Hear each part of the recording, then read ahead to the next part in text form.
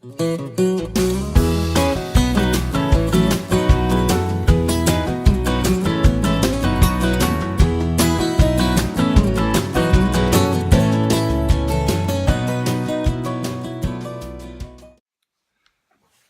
to show you one of the techniques we use to fish for these spawning rainbows here on the Blackfeet Indian Reservation in northwest Montana.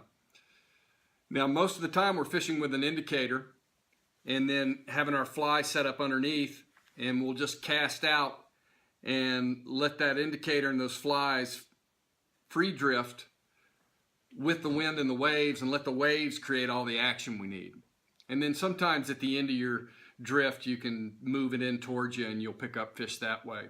But this time of year, it's mid-April, the ice is off the lakes, and the fish come in and do what's called a false spawn. They're not actually able to reproduce. They're not spawning, they're just kind of going through the actions, but they'll come in on the banks and they'll just cruise up and down the banks, and that's where we fish for them. And you can see them, big, huge 10, 15, 20 pound rainbows and schools of 10, 15, 20 fish moving up and down the banks. It's really exciting and a lot of fun to fish for these rainbows.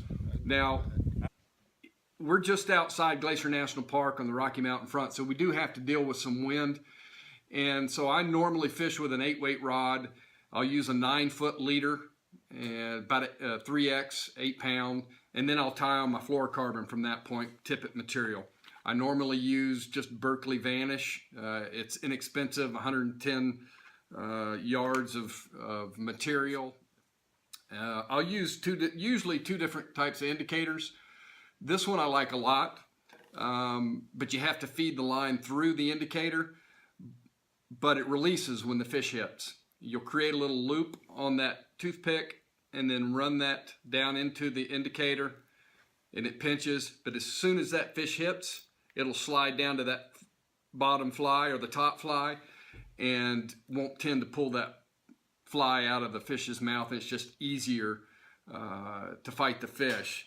This is another one we'll use as a fixed indicator, and you just pull this off, you unscrew it, put the line through the little groove there, and then screw that back on and pinch it down. It is a fixed indicator, so if you're 6 feet or so up the line, it's going to jerk around, sometimes has a tendency to pull that fly out of the fish's mouth.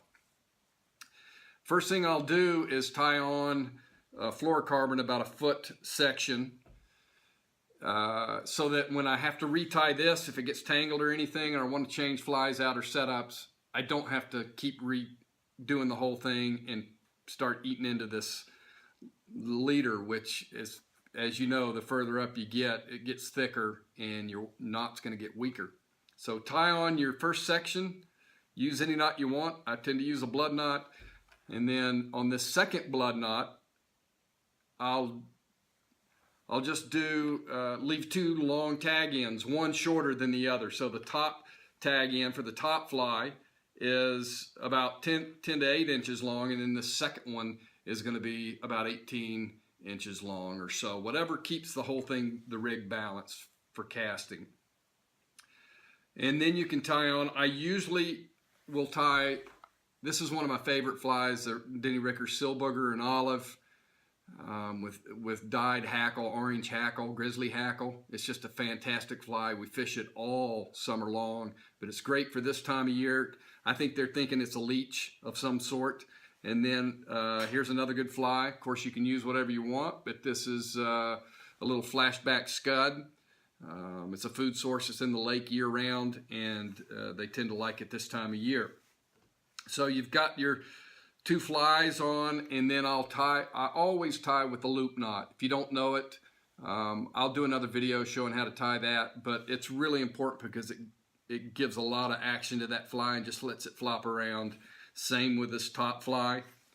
And then what we'll do is we'll just cast out. You don't really even need to wade into the water for the most part, because the fish sometimes they're just off the shoreline. And so you'll just cast out, let that indicator sit there, let the waves give it all its action and free drift it, and those fish are cruising up and down the bank, and they'll run into it eventually.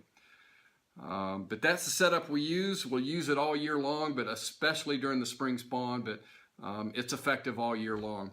And I hope this helps. You guys come out and join us and fish with us at the Stone House at Duck Lake. You can go to the website and get more information. But appreciate you joining me. Hope this was helpful.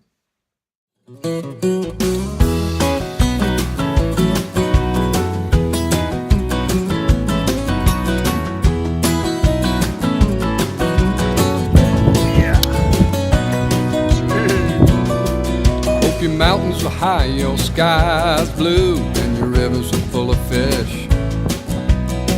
Your travel's light, your troubles few, and you received every wish. When it's time for you to go back home and rejoin the race, your hand may well be waving goodbye, but your heart never leaves this place. It just says good night, Montana, good night. Oh, and turn the lights out on another great day in paradise. Good night, Montana, good night. Oh, you can never say goodbye to her. You can never say goodbye.